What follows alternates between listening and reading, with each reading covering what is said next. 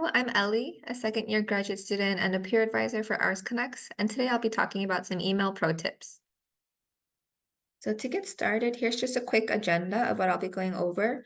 So crafting the main message, so all parts of that email, making an email signature, as well as some general tips and tricks that I think will be really useful. So beginning with the main message, so you have the subject line when you first make a draft of an email. And essentially, you can think of it like the title of your email. So you want to keep it clear and simple and also have the purpose of your email in that subject. So it's really easy to identify what it is that you might be expressing in that email or the main point of that email. And so it can be a request, an inquiry, an update, a follow-up, a notice, etc. And then if it's something that is really relevant to, or if it's something where you feel like you need to be able to be identifiable in that email as it's coming from you, you can also include your name. And so like there's an example. So I'm my first initial and my last name / and then a request for yada yada yada. So if it's something like, let's say you're applying for a position and there are multiple applicants, and you want to make yours identifiable as just yours, then you can include your name in those kinds of situations. But it is optional to include your name, but generally the subject line will have a very clear purpose written out in it. So moving on to the greeting, for this as well, for all parts of the email, you want to keep it very professional and formal. And so for the greeting, you want to avoid words like hey or hi. Instead, you want to go for words like hello or dear, greetings, good morning, good afternoon, good evening. And then you want to make sure that you know who you're addressing. And so if you're emailing a professor, there's a good chance that they might have a PhD, but they also might not. So you might want to check.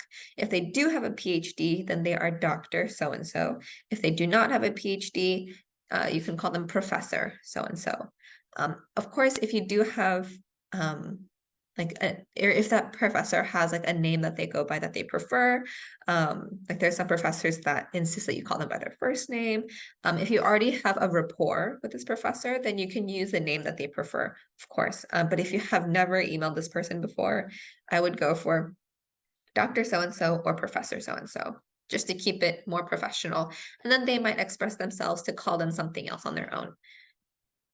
Moving on to the body, again, using professional language, you want to try to keep it short and your intentions really clear. So using more succinct language, trying not to beat around the bush. You want to keep it very clear. And of course, depending on the situation, the length of your email does depend. And so if it is a more quick message, then trying to keep it as short as possible. If it is a little bit longer, making sure that your flow and your language is very clear so that it's not difficult to read and so that it's easy for the recipient to know what you're talking about. And your message goes across much easier and creates a lot less problems for the future. And finally, so there's the closing line and the sign off. So you'll see in the graphic on the left, there are the different places that you might have these different categories or paragraphs, you could call them, I guess, in your email. And so the closing line goes right before the sign off. The closing line, so you might want to consider the purpose of your email to inform what kind of closing line you might want to have. So let's say you're just relaying information to someone. Then you can open up for questions in that section. So like, please let me know if you have any questions, or please reach out if there's any confusion, something like that. Or if it's, let's say, a request for something, like you're asking for something from someone else, you can thank them for their time ahead of time, or you can thank them for their effort. You could express your appreciation. And so there are some examples, like I mentioned, so thank you so much for your time, or I hope to hear from you soon. So something to have like a nice like bow tie at the end of your email. And then for the little sign off part, it's again, there are like cheeky, funny examples that are really popular online and on social media. But if this is a professor or another like professional setting, or you've also never emailed this person before, and this is your first email to them, definitely you want to keep with something more professional, something that leans more on the formal side. And so something like sincerely or thank you, much appreciation, best, and then your name. It does depend on the situation, what kind of sign off you want. And so make sure also to keep it something that's generally relevant to what you're asking for, or what you are talking about in your email. So moving on, so here's some examples that I included for your reference. And so here's one bad example. So the subject line is just help. One word, no other explanation. It's a little, it comes off kind of rude. It comes off a little negatively. And it's like hard to tell what kind of help they want. And so I guess that might be in the email message, but it does come off a bit rude. So you do want to have a little bit more of like an explanation in that subject line. And then if you look at the greeting is just, hey lady. It's very informal. It almost has no respect for who you're emailing. And so of course, that's why you would want to put their name or some title if possible. Hey lady is just very rude. And then for the main body part of the email, it is short and sort of to the point, but it's very casual, and very demanding by saying, please get back to me ASAP. Instead, you want to be a little bit more appreciative, or at least a little bit more friendly about it than just, could you explain it? Please get back to me ASAP. And same thing with that closing line. It reads very much like a text message, not like a conversation that you would have with your professor or another professional. And so that's why I highly suggest having something that's a bit more formal. And the signature doesn't exist here. So we have no idea even who this email is from. So looking at the good examples, it does the entire opposite of the bad example. And so the subject lines, they're very clear. We know what the email might be about even before reading the email, especially for the second one on the bottom, the request for schedule change for October 25 Wednesday. There's a specific day, and it even indicates the day of the week, just to be very clear, very exact. And if you look at the wording as well. So there's the good afternoon, professor, or hello, professor. It's very simple, very formal. You can kind of go either way. And it's hard to go wrong with those kinds of greetings. And in the first one as well, there's a little bit more of that friendly tone, especially with that, I hope your week is going well. They end the email with have a great rest of your day. It comes off very friendly. Whereas a second example, so the context is that this person, or this hypothetical person, won't be able to make it to their lab. And so they're requesting for some schedule change. So it is a little bit more last minute. It's a request for something that's unexpected. And so it doesn't necessarily need that I hope your week is going well and have a great rest of your day. You can definitely include it in those kinds of emails as well. But in this case, it's also appropriate not to have it just because it is a little bit more of a last minute request. And if you look again at the top example, the top good example, there's specific information, like let's say they need clarification on the specific part 2B of the steps, task number 3. And then there's they express that they will speak with this professor again in the future. And so setting up that expectation ahead of time is also a good way to prepare this professor for a question that you'll have in the future. And so refer to these good examples to maybe look at how it's formatted, or the kind of language it has, or how specific you can be. And you'll see that the good examples also have email signatures. And so to move on to talk about email signatures. So for context, a lot of what I'll be talking about steps-wise will be coming from Outlook, but these can also definitely be used in other email services, such as Gmail, which is also really common to use. And so for students, the base student information is pretty much the kind of information that you would need to have in your email signature if you decide to use an email signature. And so that would be your full name, your position or title, your college, major, or department, and then your contact information. And so you definitely want to include that. And from there, you can build your email signature to have information that's more particular to you, that represents you, or information that you want people to have access to. And so if you look at the what's important to you little section there, so that includes pronouns. You can also include your nickname. So for me, my full name is Elisa, but I go by Ellie in the office. And so in my email signature, you'll see in the example later how I include my nickname. You could also include some resources that matter to you or that you would like to share. And so that includes things like the disability or crisis hotlines and so many more. You could also include on-campus resources that were important to you or that you want to share. And so there are really no limits to what you can put in your email signature. You could even put some awards and recognitions. That'll be in an example later. And so yeah, definitely things that matter to you, that represent you, that you want to have represent you in your email signature, you can include in there. And of course, there's a little bit of that discretion of still trying to keep it a little bit formal, keeping it to like your professional achievements and things. But the sky is the limit with email signatures. And as for including things like availability, it does depend on the situation and it's definitely optional. Same thing with the examples in the what's important to you section. Those are optional as well, but especially availability, it's usually not that common for students to include their own availability in their email signature unless it's really relevant.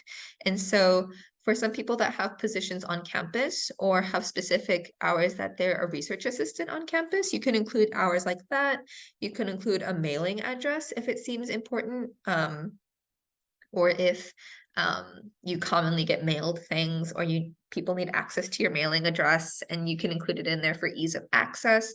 But if it's the case where you're not sure if you should include it or not, don't include it unless you really feel a need later on. And so the steps to actually put in an automatic email signature, you'll see in the picture on the right. And so these are the steps again for Outlook, but other email services like Gmail, it should be very similar. So you will go by the number steps. So number 1, you're going to go in settings. And then number 2, on the left side of the menu, you'll see a section called compose and reply. You'll click that. And then number 3, make a new signature. And you can put a title for that signature. This one, just for the sake of having a sample, is student signature sample. And then in the text box for step number 4, you're going to put in your actual email signature. You can start with what's just the base student information, just very simple. And then as you live life, as you grow as a student, as a professional, you can include more things later on. If you already have things in mind, definitely include it in there as well. And then step number 5, you're going to go under the select default signatures. That'll mean it'll automatically input into your message without you having to manually copy paste it or type it every single time. It'll automatically be in there. So I really suggest having it for new messages. And so when you make a new message, then it'll be in that email. Your email signature will be in that email. And so then you will select the title of the email signature that you want to be in those emails. So for the replies and forwards option, that one I would say is pretty optional. You can have your email signature whenever you reply to an email or if you forward something. That one's not totally as important as having it in new messages, but it is an option. And so that one is very much up to you.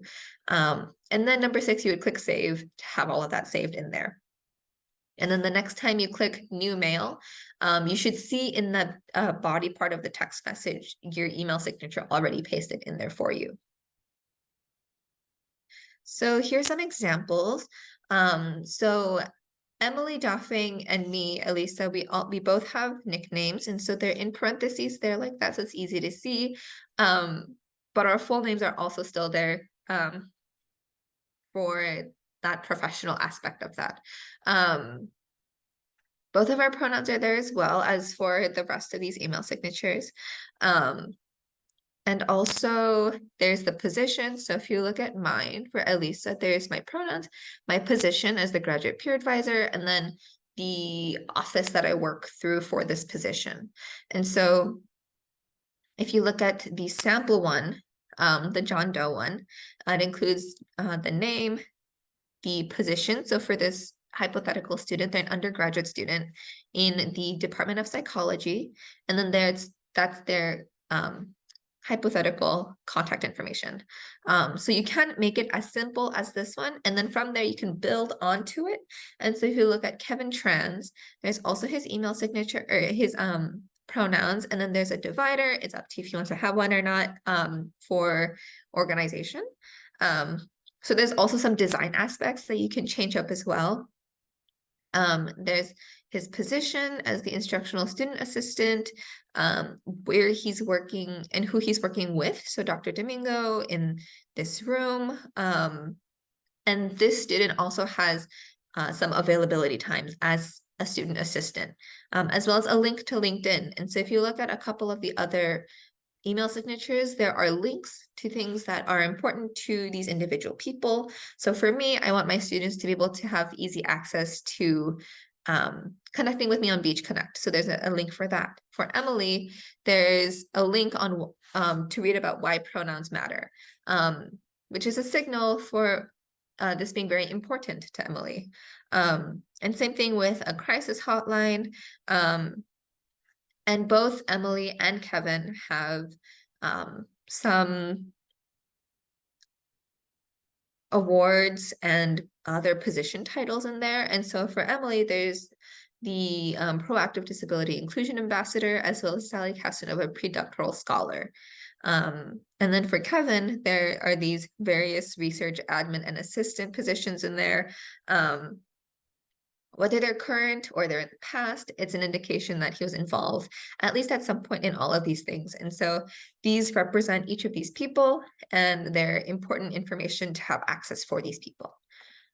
And some staff examples also have things that you can include as well, or good examples of how to format what you are able to include. And so if you look at Asia Max, there are some graphics in there of programs that she's part of or that she wants to promote.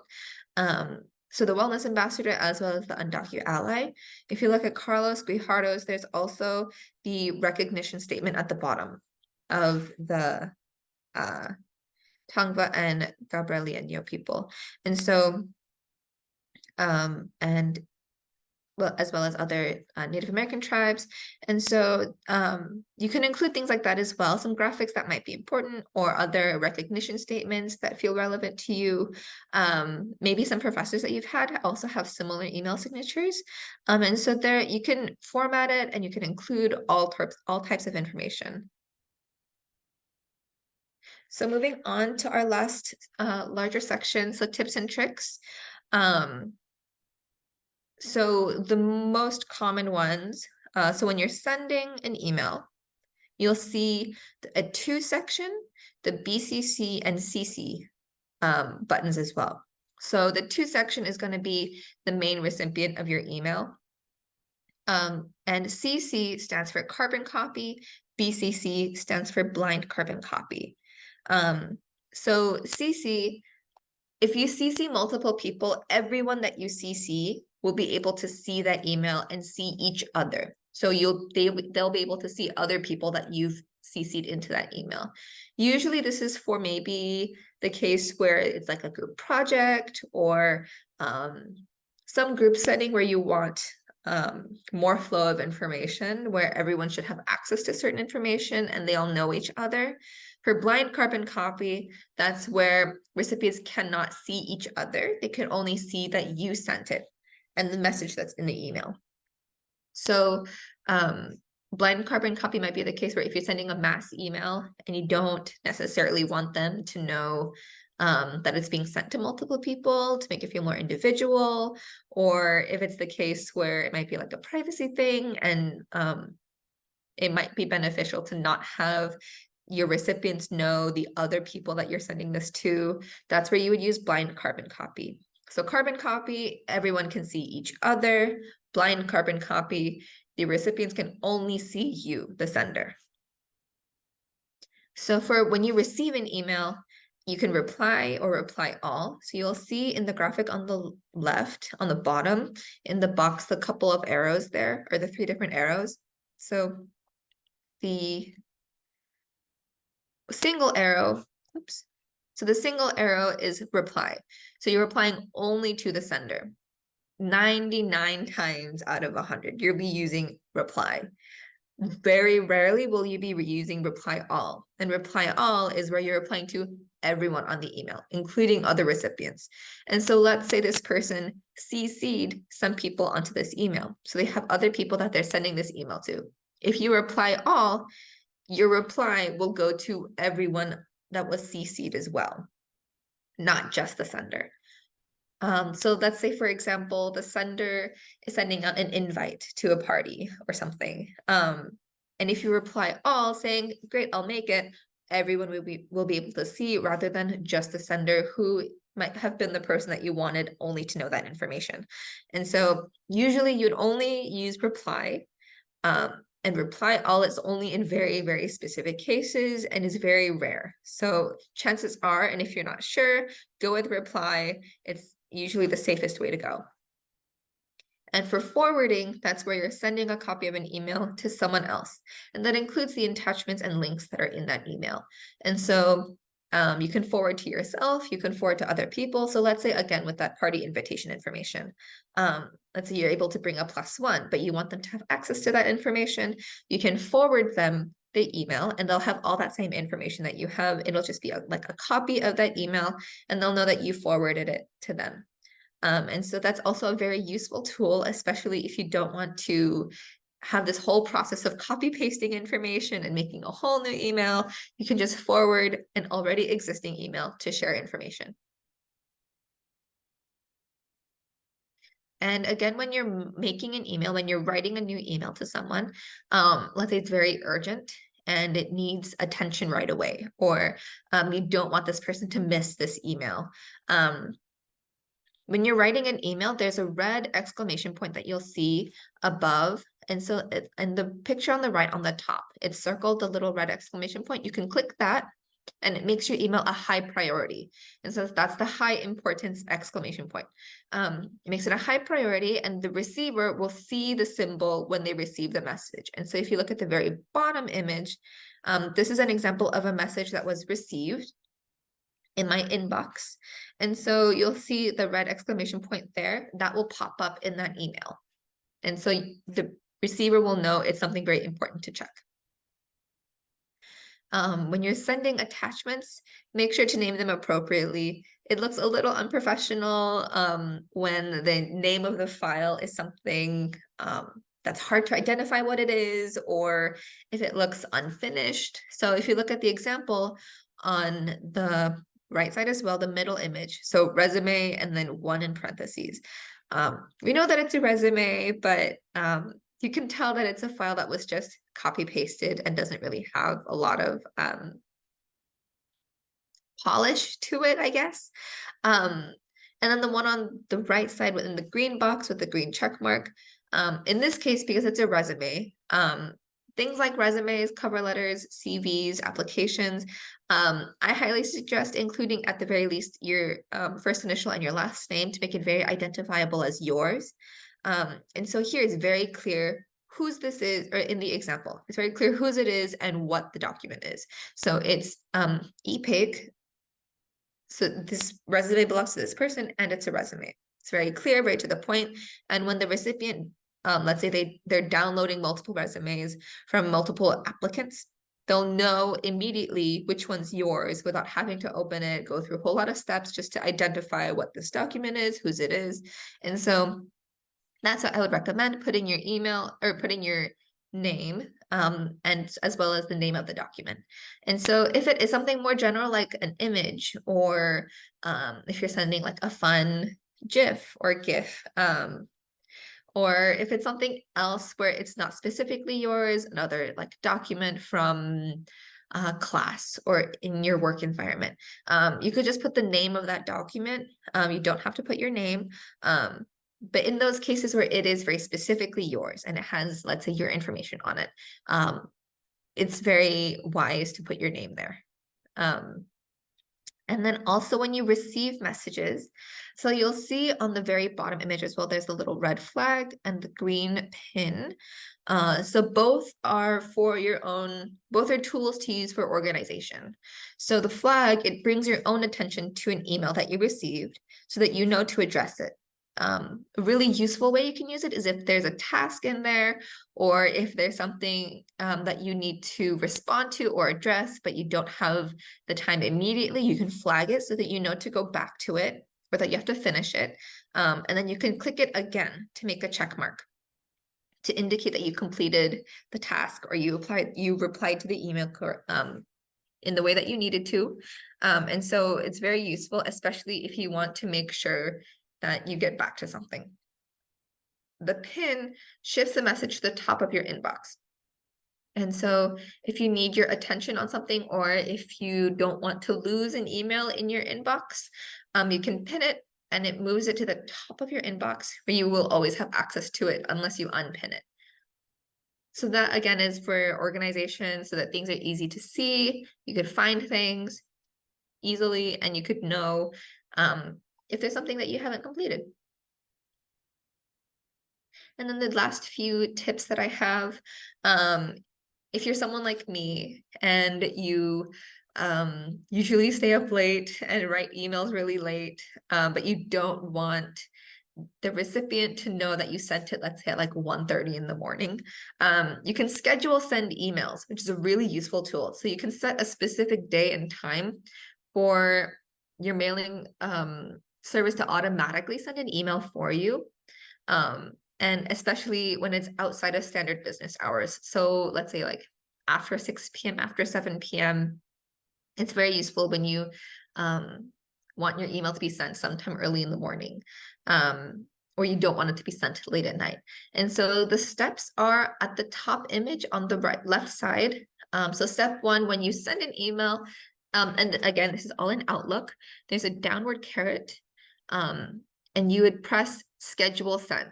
So instead of pressing the large send button, press a downward caret and then press schedule send. And then step 2, you'll get this pop-up, which has 2 like suggested times and days to send an email.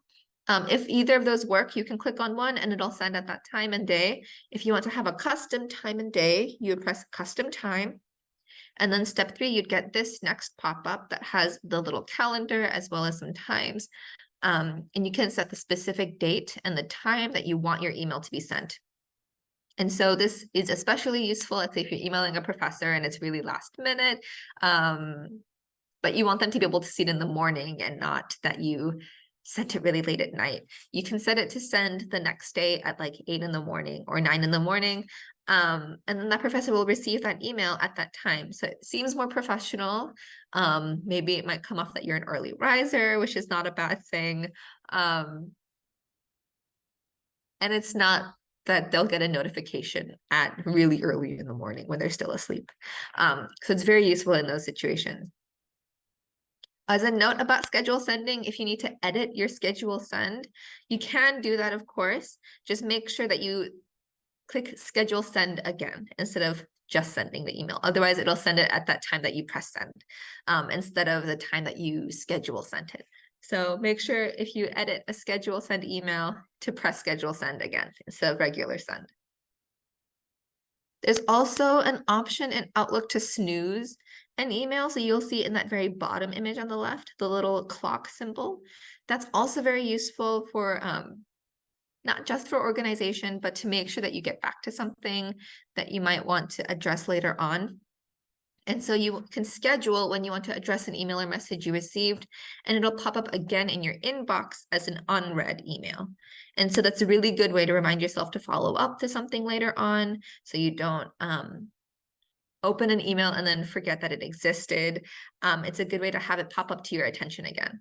And so there's also a section where you have the different types of emails. So like your inbox, your trash, your sent, drafts, that section. If you look on the bottom in Outlook, there's also a section that should have snoozed emails or snoozed messages. You can click there and you can see all the messages you snoozed there at any time as well. And so it'll pop up when you schedule it to pop up again, or you can check it there and have access to it at all times as well. And then a little third-party extension that is very useful, that has been very helpful.